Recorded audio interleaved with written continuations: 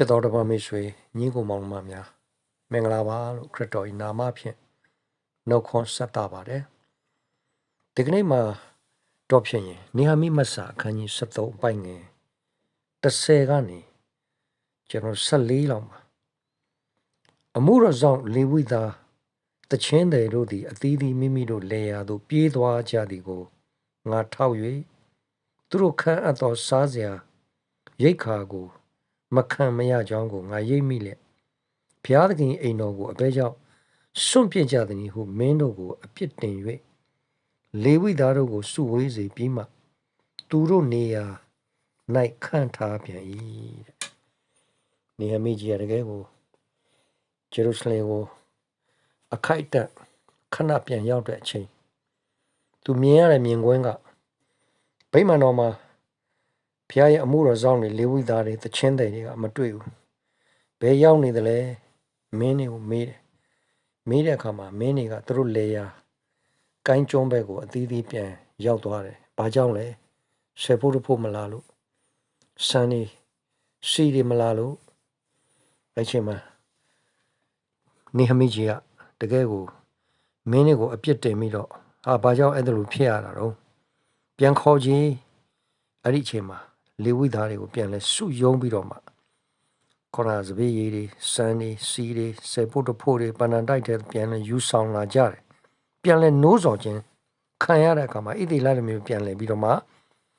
သူတို့အသီးသီးခံစားတဲ့ကောင်းကြီးမင်္ဂလာတွေကအသီးသီးတို့သည်စောကစံစပည့်ရည်စီဆေဖို့ပဏ္ဍန်တိုက်တဲ့ပြန်တွင်းကြတယ်တရားရစ်ပရောဟိတ်ရှေလမီတို့ကျမ်းတက်ဇာရုတို့နော်လေဝိသားတို့စောကအသီးသီးပေါ့နော်သူတို့ဒီအဲ့ဘန္နာတော်တိုက်ဆိုးအရာ၌ခန့်ထားပြီးတော့မှသူတို့ဒီသစ္စာဆောင်ခြင်းအတရေရှိသည်ဖြစ်၍တဲ့နော်အမျိုးသားချင်းတို့အားဝေဖန်ရကြ၏တဲ့နော်သစ္စာဆောင်ခြင်းနဲ့အတရေရှိတဲ့ပုံကိုယ်တွေဖြစ်တယ်တဲ့အဲ့ဒီတော့ကဘန္နာတော်တိုက်မူးတွေဘန္နာထိန်တွေပေါ့နော်သစ္စာတွေရှိတယ်အတရေလည်းရှိတယ်ဒါကြောင့်မို့တကယ်နဲ့နေဟမိကြီးဟာသူဒီခိတ္တခဏဒီအစ္စရေးကိုပြန်လဲရောက်တဲ့အချိန်ဖြစ်ပါတယ်သူကတကယ်နှမ်းကြတော့မြို့တော်ဝန်တာဝန်နဲ့အဲ့ဒီအီဂျစ်ပြည်မှာသူကတကယ်ကိုကောင်းစားတဲ့အချိန်ကြီးရှိပေမဲ့နော်ယာရုယာကန်ကြီးရှိပေမဲ့ဖះကိုချစ်တဲ့စိတ်နဲ့မနေနိုင်ဘူးတဲ့နော်စောမြို့ရိုးတွေပြိုကျမဲ့အခြေအနေတွေနဲ့အတူဗိမာန်တော်တွေရဲ့အခြေအနေကိုသူကမနေနိုင်တော့ပြန်လဲနိုးစော်ပြီးတော့မှပြောချင်တာအိမ်တော်ကိုပြန်လဲပြီးတော့မှတက်မှတ်ပေးတယ်။ဒါဣသေလမျိုးတွေကောင်းကြီးမင်္ဂလာပြန်ခံစားရတယ်။ဒါသူအဲ့အချိန်မှာနေမိကြီးကဘာတောင်းဆိုတယ်လဲဆိုတော့အိုးအကျွန်ုပ်ဘုရားသခင်ထိုမှုကြောင့်အကျွန်ုပ်ကိုအောက်မေ့တော်မူပါ။အကျွန်ုပ်ဘုရားသခင်အိမ်တော်အဖို့အိမ်တော်အမှုဆောင်ခြင်းအဖို့အကျွန်ုပ်ပြုသောကျေးဇူးကိုခြေတော်မူပါနဲ့။သူလှုပ်ဆောင်တဲ့အမှုတော်လုပ်ငန်းကိုထောက်ထားပြီးတော့မှသူ့ကိုကောင်းကြီးပေးပါလို့သူကပြန်လဲတောင်းလျှောက်တယ်မှန်ပါတယ်ချစ်တော်ဓမ္မမိတ်ဆွေဒီကနေ့အမှုတော်မှာတခန်းတကန်သားကနေပါဝင်စက္ကတိုင်းမှာကျွန်တော်တို့ရဲ့မျိုးဆက်တွေအတွက်မိသားစုဝင်အတွက်ဘုရားသခင်တကယ်ကိုကောင်းကြီးပေးပါတယ်ဒီနေ့ကျေးဇူးတော်ကာလမှာလည်းတချို့မိသားစုတွေအမှုတော်မှာတယောက်လောက်စက္ကတဲ့အခါမှာစောပိုင်းခက်ခဲပြီမဲ့အချိန်နှစ်တွေအတော်အတန်ရောက်လာတဲ့အခါမှာဘုရားသခင်ချီးမြှောက်တဲ့ကောင်းကြီးမင်္ဂလာခံစားရတဲ့မိသားစုတွေအဖြစ်ကျွန်တော်တို့မြင်တွေ့ရတယ်။ဒီအရာကဘုရားသခင်ရဲ့ကောင်းကြီးမင်္ဂလာလက်တော်ပါပဲလို့နော်။ဒါကြောင့်မို့ဘုရားသားသမီးဖြစ်လာရင်ဟာလာဘုရားရဲ့အိမ်တော်နဲ့ပတ်သက်တာတွေအမှုတော်နဲ့ပတ်သက်တာတွေကျွန်တော်တို့မငင်းဆန်မိစေဖို့ကျွန်တော်တို့သတိထားမှာဖြစ်ပါတယ်။ဒါကြောင့်မင်းတွေကိုလည်းသူမထောက်ဘူးသူအပြစ်တင်ပြီးတော့မှဘယ်မှာလဲလေဝိတွေတချင်းတွေအမှုတော်ဆောင်တွေပြန်ခေါ်ချက်ချင်းပြန်ခေါ်စုဝေးပြီးတော့မှစောဣသေလလူမျိုးတွေပြောချင်တာဗိမာန်တော်နဲ့ဆက်ဆိုင်တဲ့ဣသေလလူမျိုးတွေပြန်လဲနိုးစော်တယ်နိုးစော်ပြီးတော့မှသူတို့ခံစားရတဲ့အထိုက်လျောက်အတိုင်းစောဆေဖို့နဲ့ဘန္နာတော်တိုက်ထဲလို့ပြန်လဲတွင်းကြတဲ့အခါမှာပြန်လဲပြီးကောင်းကြီးမင်္ဂလာဖြစ်ထွန်းစေတာကိုကျွန်တော်တို့ကြည်ကျင်အားဖြင့်ဒီကနေ့မှာချစ်တော်ခ ခရစ်တော်၌ညီကိုမောင်မတို့ဒီနေ့ကျွန်တော်တို့ဒီလည်းပဲတစ်ခါတည်းမှာကျွန်တော်တို့ရဲ့ကောင်းကြီးမင်္ဂလာပိတ်မဲ့လမ်းကြောင်းဒီအိမ်တော်ကိုကျွန်တော်တို့ထောက်ပြီးအစေမခံခြင်းဖြစ်ပါတယ်အိမ်တော်ကိုမေ့လျော့တာဖြစ်ပါတယ်အိမ်တော်မှာအစေခံကြတဲ့လေးဝိသားတွေကိုမေ့လျော့တာဖြစ်ပါတယ်တရားနှုတ်ကပတ်တော်တစ်ချက်မှာ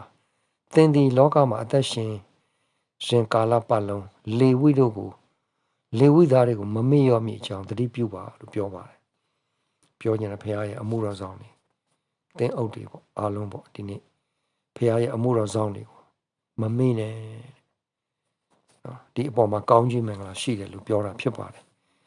ဒါကြောင့်မို့ချစ်တော်ညီကိုမောင်မများဒီနေ့နေမိကြီးသည်ခေတ္တခဏဂျေရုရှလင်ပြန်ရောက်တဲ့အခါမှာသူတွေ့ကြုံတဲ့အမှုရာအပေါ်မှာသူဒီတကယ်ကိုသူ့ရဲ့အသက်တာကောင်းကြီးမင်္ဂလာဖြစ်စေသည်သာမကပဲအီဂျစ်ပြည်မှာသူဒီယာရုယာကန်နဲ့ဘုရားသခင်သူ့ကိုချီးမြှောက်ခြင်းဟာဘုရားရဲ့အမှုတော်ကိုသိခြင်းဘုရားရဲ့အိမ်တော်အတွက်ထောက်၍အစေခံတတ်ခြင်းနော်စစ်မှန်သောအမှုတော်ဆောင်မဟုတ်ပေမဲ့ဟာလာနိုင်ငံတော်ထဲမှာမြို့တော်ဝန်အနေနဲ့ရှိနေပေမဲ့ဘုရားကိုချစ်တာဖြစ်တယ်ဒီနေ့ခရစ်ယာန်လောကမှာယာရုယာကန်ရှိလာတဲ့အခါတခါတည်းကျွန်တော်ဘုရားကိုနားမထောင်တော့ခရစ်ယာန်များဝမ်းနဲ့စရာသိတ်ကောင်းတယ်နော်ယာရုလေးရှိလာတာနဲ့ဟာလာအသင်းတော်သိမမေဝဲတော့ဘူးပေါ့မိဝဲစိကခြင်းမရှိတော့ဘူးမေးတော့လဲဘာလို့ယာရုကြောင့်မအားဘူးတဲ့ဒီနေ့နေမိတာယာရုကြောင့်မအားဘူးဆိုရင် तू အစ္စရေးနိုင်ငံကိုရောက်เสียအကြောင်းမရှိဘူးအီဂျစ်မှာ तू ကပြောမဆိုရင်ကောင်းစားနေတာလေဒါပေမဲ့ तू ဒီဖះကိုချစ်တဲ့အတွက်အိမ်တော်ကိုချစ်တဲ့အတွက်အမှုဆောင်တွေကို तू ပြန်လဲပြီးတော့မှတက်မှတ်ပေးဟာလာဣသေလလူမျိုးတွေပြန်လဲဆယ်ဖို့တဖို့တွေပြန်လဲစုယုံစီပြီးတော့မှပို့ဆောင်ပေးခြင်းအပြင် तू ဒီအကြောင်းအရာကိုပြုခြင်းအပြင်အိုးအကျွန်ုပ်ဖះခင်ထိုအမှုကြောင့်အကျွန်ုပ်ကိုအောက်မေ့တော်မူပါပြောပါတယ်ဒီကနေ့အမှုတော်မှာကျွန်တော်တို့ဆက်ကပ်ဖူးသောသူတွေပါဝင်ဘူးသောသူတွေငွေကြေးအပြင်ဆယ်ဖို့တဖို့အပြင်ကဏ္ဍတစ်ခုခုမှာပါဝင်ဘူးသောသူဟာဘုရားသခင်နေမိကဲ့သို့ပဲကျွန်တော်တို့ဟာအိုးအဖဘုရားထိုအမှုကြောင့်ကျွန်တော်ကိုအောက်မေ့တော်မူပါဟုကျွန်တော်တို့အော်ဟစ်တန်ကိုအော်ဟစ်လိုက်တာနဲ့ဘုရားသခင်နားညောင်းမှာဖြစ်ပါတယ်ဒါကြောင့်မို့15နှစ်အသက်ပြန်ဆက်ပြီးတဲ့ဟေစကိကိုပဲကြည့်သေခြင်းရောက်ပြီသေနာကြောင့်သေရတော့မယ်နော်ပြင်ဆင်စာရှိတာတွေပြင်ဆင်တော့ဒါပေမဲ့နောက်ဆုံးမှာဘုရားခင်သူ့ကိုသေရတဲ့အခွင့်ကိုမပေးပဲအသက်တောင်15နှစ်ထပ်ဆန့်ပေးတယ်ဆွဲဆန့်ပေးတာတွေ့ရနော်15နှစ်ဆိုတဲ့အချိန်မနှဲပါဘူး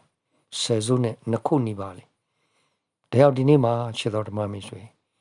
နေဟမိကဲတို့ကျွန်တော်တို့ဒီအမှုတော်အိမ်တော်အတွက်ထောက်၍အစီကံတတ်တော်သူဖြစ်ပါစေနော်အမှုတော်ကိုတွေ့တဲ့အခါမနေနိုင်တော့သူဖြစ်ပါစေနေမိကဲတို့နော်အိမ်တော်မှာဘလို့အခြေအနေပဲဖြစ်ဖြစ်ကျွန်တော်တို့ပါဝင်နေတဲ့အိမ်တော်အသင်းတော်ပေါ့ကျွန်တော်ဒီဒဇိရစောနေမိကဲတို့မြင်တတ်တော်သူဖြစ်ပါစေဓမ္မသာလင်နော်အိုးအကျွန်ုပ်ဖျားသခင်ထိုအမှုကြောင့်ကျွန်တော်ကိုအောက်မေ့တော်မူပါပြောချင်တာခက်ခဲနေတဲ့အချိန်นี้အားလုံးပေါ်မှာကြော်လွှားနိုင်တဲ့အခွင့်ကိုဘုရားသခင်ချီးမြှောက်ခြင်းနဲ့တူပို့ဆောင်มาဖြစ်တယ်တရားနေမိကိုဒဇိရစောဒီနေ့အားကြအတူယူခြင်းအပြင်နှုတ်ကပတ်တော်အပြင်အသက်တာကိုပြန်လဲပြီးတော့အိမ်တော်ကိုထောက်၍အမှုတော်ကိုထောက်၍ဘုရားကိုချစ်၍ဒီကနေ့လေးဝိသားတွေအတွက်ဟာလာကြည်ရှုတက်၍ကောင်းကြီးမင်္ဂလာခံအပ်တော်သူဖြစ်ပါစေလို့ဒီနှုတ်ကပတ်တော်အပြင်နည်းငယ်ပြန်လဲဝင်ခပါတယ်အရောက်စီတိုင်းဘုရားသခင်ကောင်းကြီးပေးပါစေ